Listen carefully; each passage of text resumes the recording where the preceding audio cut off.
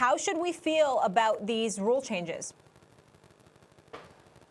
Well, first of all, good morning, Molly, Stephen A. Max. I think we should feel better about it. I think anytime you continue to make progress, I think we have to applaud the way that the NFL is trying to go. But we also have to realize that there's a bigger problem. And I think the problem is not necessarily what people are making it out to be. You know, some people think that we can somehow force owners to hire black coaches and black general managers. I don't think we can make anybody hire anyone in their respective business. I think what the minority coaches and front office people are looking for is just a fair playing field, an opportunity to get in front of the decision makers and say, here's my case, here's why I can do as good a job as anyone. Oftentimes what happens is we often see these owners hire their buddies, hire their friends, hire someone that looks like them.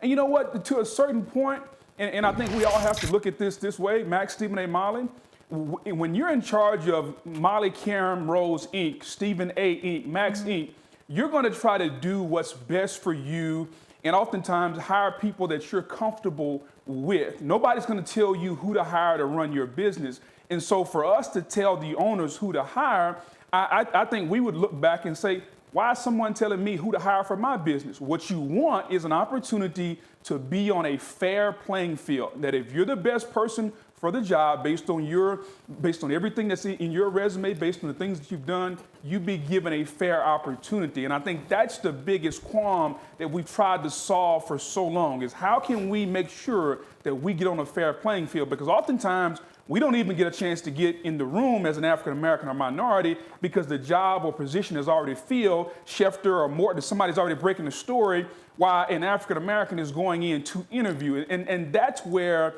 I think the crux of the problem is. The playing field is not level. We're not saying that you can't hire who you want to hire because that would be un-American. You should be able to hire who you want to hire, but give us a fair chance to prove to you that we are the best person for the job. So I think we're making incremental improvements, but we still have a long way to go as it pertains to the fairness of the process.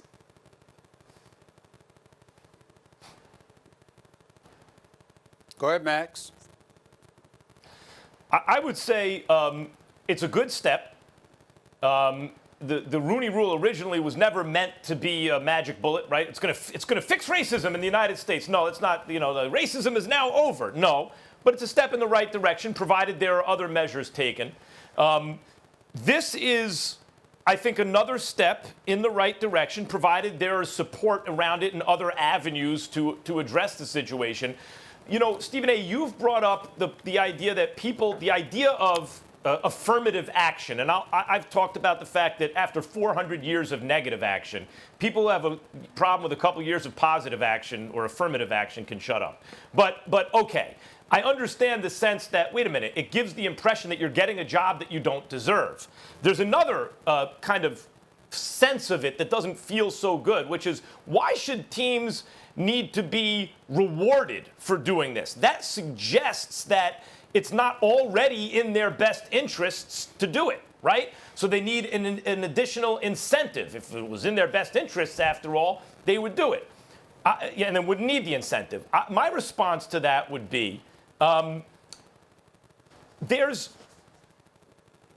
the reason you need carrots and sticks, carrots rewards and sticks punishment, is because one by itself is not enough. They've tried the sticks, it didn't fully work. Now they're also trying carrots. Hey, this is good for you. Because if you have a business that's insulated from the marketplace in reality, which the NFL is, an NFL owner cannot lose money.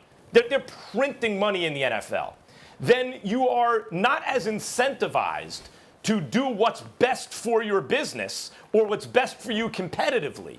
Under those circumstances, personal biases, conscious and unconscious, can have a greater influence over what you do than even your competitive urge, if in either case you're making money.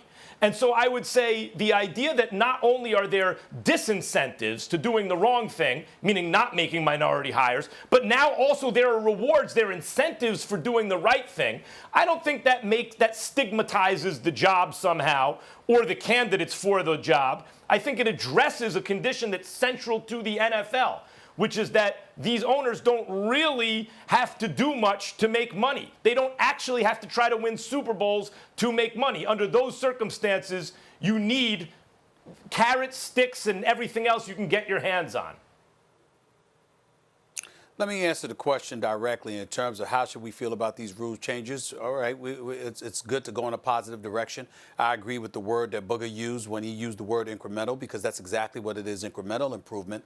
And the particulars matter here. I like the fact that instead of one minority candidate, you have to interview two for a head coaching job, because it's going to be that much more difficult to be phony and duplicitous in the whole hiring process. I also love the fact that an offensive coordinator or a defensive coordinator, somebody for the coordinator position, there's an additional interview that involves them as well, because we understand that in most instances, that's who's getting hired, a coordinator, as opposed to somebody that was on special teams, or even worse, the Cliff Kingsburys of the world who didn't succeed in college, but nevertheless, he gets a head coaching job on the NFL level, bypassing, as far as I'm concerned, black and white people should be offended by Cliff Kingsbury being the head coach. No knock against him personally, just his resume and the fact that they've been bypassed on the NFL level. We also have to bring Matt Rule into the equation. Why would I say Matt Rule? Very, very good coach. Used to coach at Temple, ended up coaching at Baylor, did a fabulous job over the last several years at Baylor.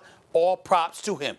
But this is not Nick Saban we were talking about here. This is not Urban Meyer that we were talking about here. It's Matt Rule. And what does he get? Not only does he get $60 million, they literally paid Baylor about $6 million, according to the reports, to get him out of his contract before they gave him the $60 million. So what we do is now we have to sit up there and say this. When has that, or would that have ever happened for a black man? That answer is no. Thanks for watching ESPN on YouTube. For live streaming, sports, and premium content, subscribe to ESPN+.